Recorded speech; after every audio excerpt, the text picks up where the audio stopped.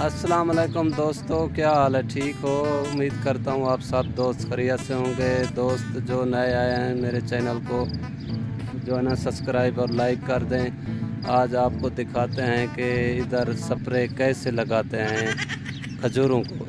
इसे रोश कहा जाता है। आप वीडियो के साथ जुड़े रहिए, आपको दिखाते हैं। आइए चलते हैं।